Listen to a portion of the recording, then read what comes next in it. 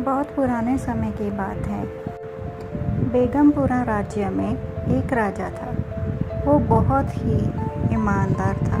अपनी प्रजा की भलाई के लिए नई नई योजनाएं बनाता था। एक बार वो अपने सिपाही और सलाहकार था जिसका नाम था प्रजापति। वो भलाई की नई योजनाएं बना रहा था। राजा और उसका सेनापति प्रजापति बगीचे में बैठकर कुछ नई बातें और नई योजनाओं के बारे में सलाह मशवरा करने लगे। राजा ने प्रजापति को बताया कि उनके पुरखों ने जंगल में एक गुफा है, वहाँ पर बहुत सारा खजाना था जो छुपा के रखा है।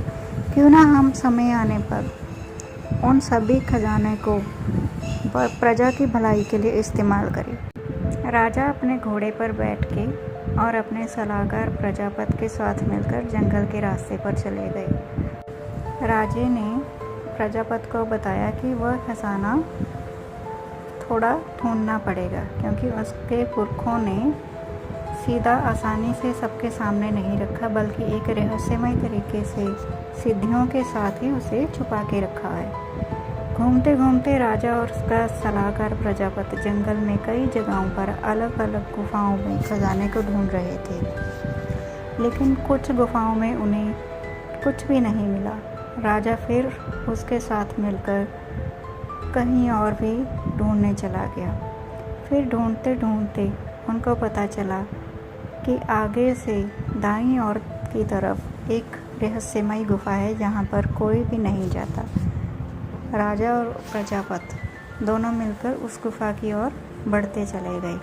राजा को यकीन था कि अवश्य ये वही गुफा है जो उसके पुरखों ने अपना खजाना छुपाने के लिए इस्तेमाल की थी। दोनों गुफा के अंदर चले गए।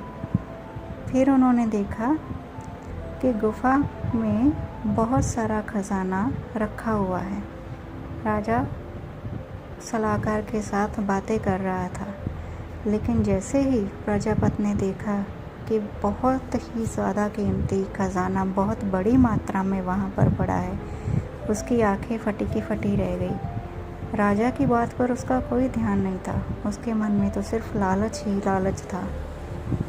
मौका पाते ही प्रजापति ने राजा को मार दिया और वापस जाके राजकुमार को बताया कि वह गुफा एक श्रापित गुफा थी। आपके पुरखों की आत्माओं ने मिलकर राजा को मार दिया है और वो वहीं पर दफन हो गए हैं। राजकुमार को ये सुनकर बहुत बड़ा झटका लगा। वह अपने पिता के लिए बहुत उदास हो रहा था, लेकिन अब वो कर भी क्या सकता था। इधर राजा की आत्मा महीनों तक जंगल में इधर उधर भटक रही थी। वह इंतज़ार में थी कि वह कब अपने सलाहकार प्रजापति को मारकर अपनी मौत का बदला लेगा और इस गुप्त खजाने को सही हाथों में वह सौंप देगा ताकि उसकी प्रजा के काम आ सके। लेकिन बहुत साल बीत गए। एक बार प्रजापति वह खजाने को लेने वापस आया। तब तक राजा की आत्मा एक कंकाल का रूप ले चुकी थी। जब प्रजापति वहाँ खजाना लेने आया तो उस कंकाल ने उसे हमेशा के लिए उस गुफा में ही कैद कर दिया और उसे श्राप दिया कि तुम जब तक अपना लालच नहीं त्यागोगे तब तक तुम इस गुफा में ही कैद रहोगे। उसी राज्य की प्रजा में एक सुरेश नाम का बहुत ही ईमानदार साफ दिल का आदमी रहता था। वह हमेशा गरीबों की मदद करता था और वह राजा को भी बहुत पसंद करता था। वह भी चाहता था कि वह किसी न किसी प्रकार अपने राजा की हमेशा मदद कर सके, लेकिन कभी मौका ही नहीं मिला था। एक बार वो जंगल के पास से गुज़र रहा था, तो उसी गुफा के पास जब वह गुज़रा तो उसे चीखों की आवाज़ सुनाई दी। सुरेश जल्दी से भागा हुआ उस गुफा की तरफ बढ़ा। उसने देखा कि प्रजापति को वहाँ पर राजा की आत्मा ने कैद करके रखा है और उसे श्राप दे दिया है। लेकिन जैसे ही सुरेश ने उसे आज़ाद कराने के लिए उसे समझाया और लालच त्यागने की बात कही, तो प्रजापति को तब तक बूढ़ा हो चुका था, लेकिन उसे समझ आ गया था कि वह बहुत बड़ी गलती कर चुका है।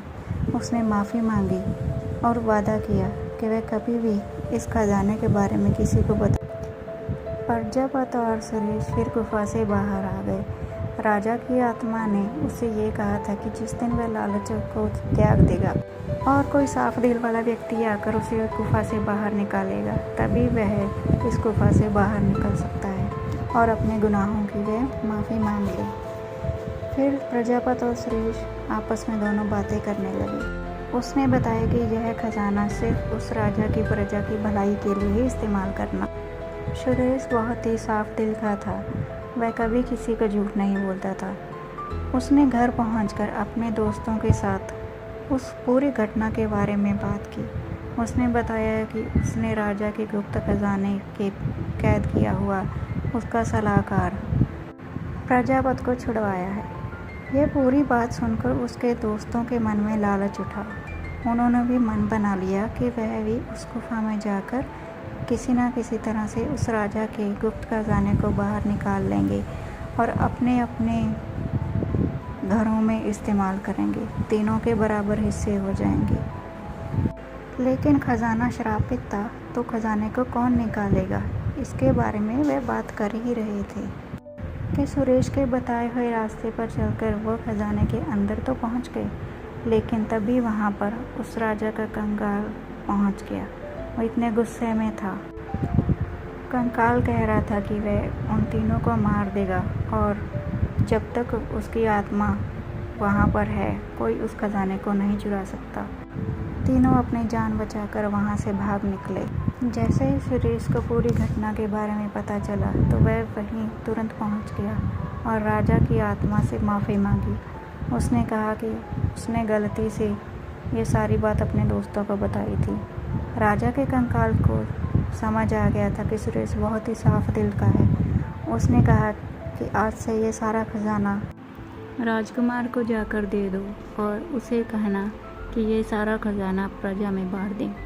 उसकी प्रजा को जब यह सारी घटना का पता चला तो वह बहुत खुश हुई, अपने राजे की जय जयकार कर रहे थे, खुशी से झूम रहे थे, नाच रहे थे।